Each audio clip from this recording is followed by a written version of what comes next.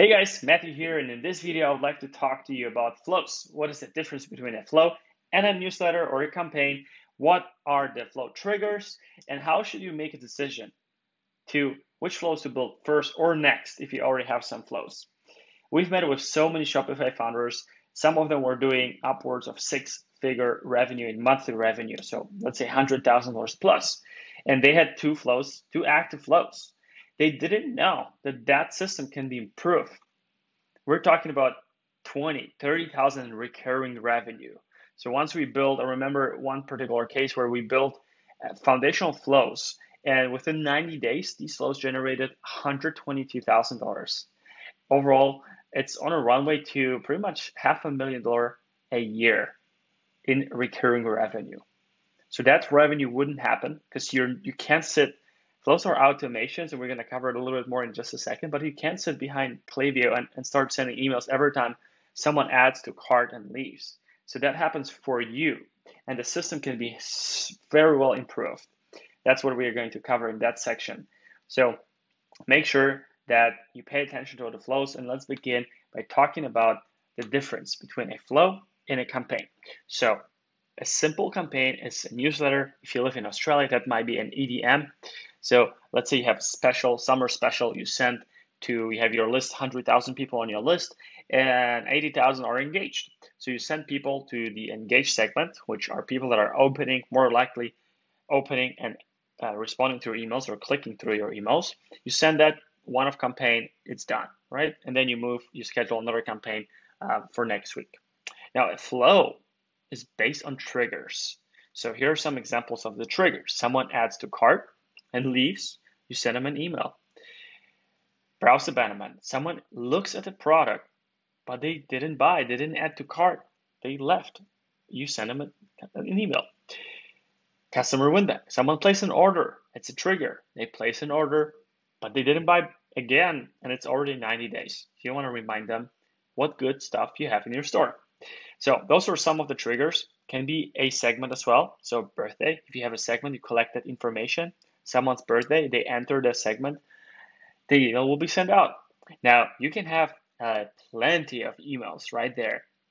And some of the flows, like welcome flow, you must have a welcome flow. This is not top performer among the across the accounts. We see a lot of revenue, multiple 5 figures in revenue from welcome flow. That flow can have as many as 15 emails. If you have a good story to tell, it can happen for the first 2-3 months. And if someone places an order, they will fall off the flow and they will not receive consecutive emails. But if they didn't place an order, why not keep converting them into a paying customer? And we're talking about new subscribers. So some of the triggers have filters. For example, someone added to cart, but they didn't initiate a checkout. They just added to cart and they left. They didn't place an order once, they didn't check out, they didn't start a checkout, they didn't add more products to the cart. In this case, 2 hours later, they will see an email, maybe an SMS. And then maybe 2 days later, they're gonna send another email. We're going to talk about the specifics later on. I just want you to understand that there's filters, there's triggers, that is an automation, recurring revenue that adds value to your business, and it increases the valuation of your business as well. Because if you have higher recurring revenue, that means you have more fuel for growth in terms of your paid media, or maybe just keeping more profit at the end of the year if the times are unprecedented and you want to make sure that you stack on cash. So how do you decide which flows to build first? Let's look at some metrics.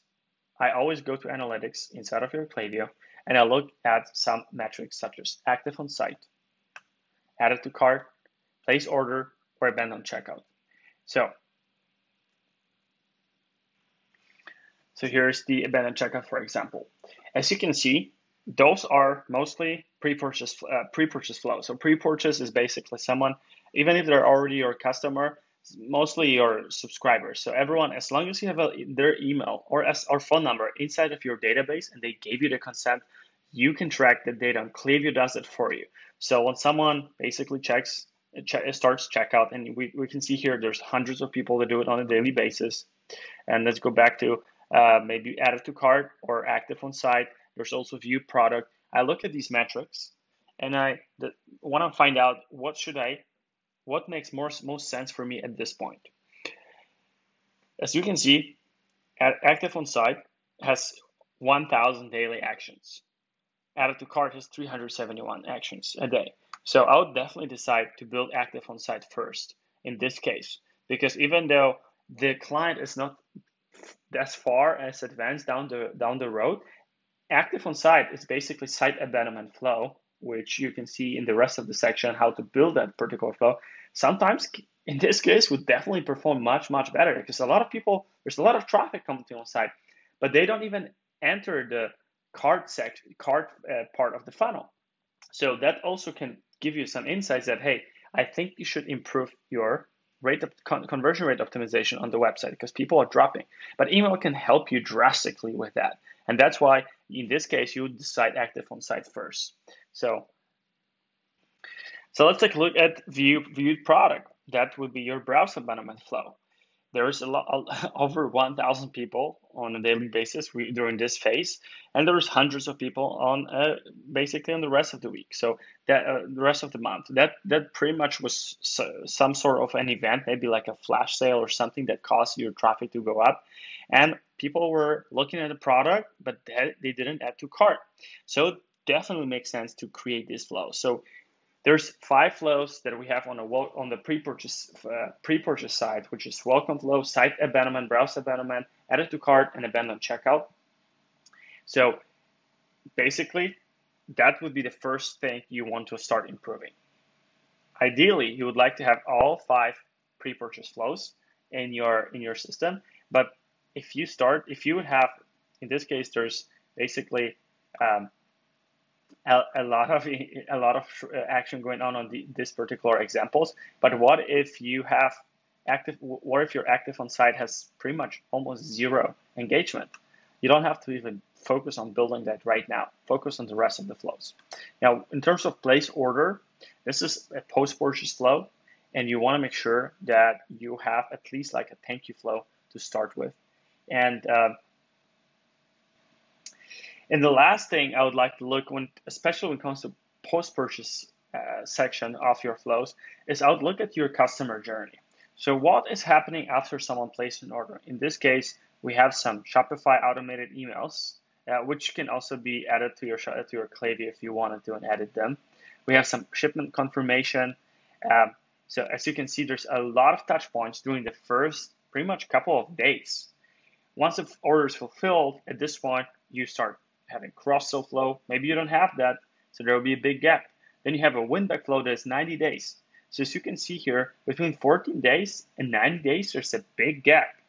If you map out the customer journey after the purchase for the 365 days, the first year, you will find so many opportunities to drive your increase to double or triple your lifetime value or annual lifetime value. And maybe even increase with that. You can also improve your average order value if you do it right. And we're going to talk about that in later section. So that is, ladies and gentlemen, how you should make a decision which flows to build first and next.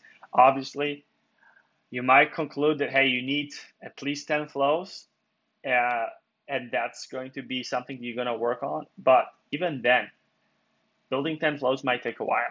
Focus on the flows that might generate the most revenue for you, or improve the customer journey that is needed the most first. Good luck, and I'll see you in the next video.